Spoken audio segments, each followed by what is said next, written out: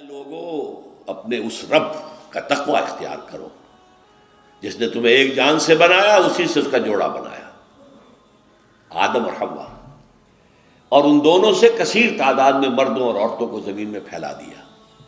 دیکھیے کس قدر مناسبت ہے، آج پھر آدم کا ایک بیٹا، حوا کی ایک بیٹی اسی رشتے میں منسلک ہو رہے ہیں، ان سے بھی آگے نسل چلے گی۔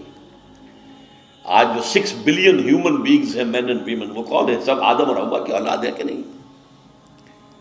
لیکن دوبارہ فرمایا واتقوا اللہ، دیکھو دوبارہ سن لو، اللہ کا تقوی اختیار کرو، الذی تساءلون بہ، جس کا کہ تم ایک دوسرے کو واسطہ دیتے ہو۔ فقیر بھی مانگتا ہے تو اللہ کے نام پر، کہیں جھگڑے نہ چک رہے ہوں کسی طریقے سے، تو آخر میں واسطہ دے، اللہ کا واسطہ بھائی، اللہ کا نام مانو، ٹھیک کرو معاملے کو، جس کا واسطہ دینا ہے اس کے حکم پر عمل بھی تو کرو۔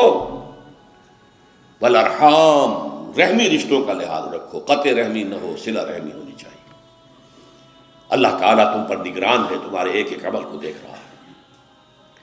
2 آیتیں سورہ احزاب کی۔ اہل ایمان اللہ کا تقوی اختیار کرو اور زبان سے وہی بات نکالو جو درست و سیدھی ہو۔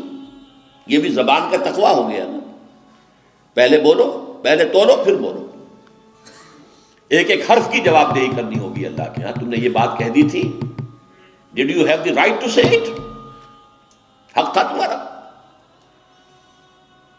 لہذا زبان کو پکڑو۔ اور اگر دل میں تقوی اور زبان کنٹرول میں آ گئی تو یہ تمہارے سارے اعمال اللہ درست کر دے گا، اور پھر بھی اگر کوئی خطا ہو گئی، غلطی ہو گئی تو اللہ معاف فرما دے گا۔ اور جو اللہ اور اس کے رسول کی اطاعت پر کاربند ہو گیا، اس نے تو بہت بڑی کامیابی حاصل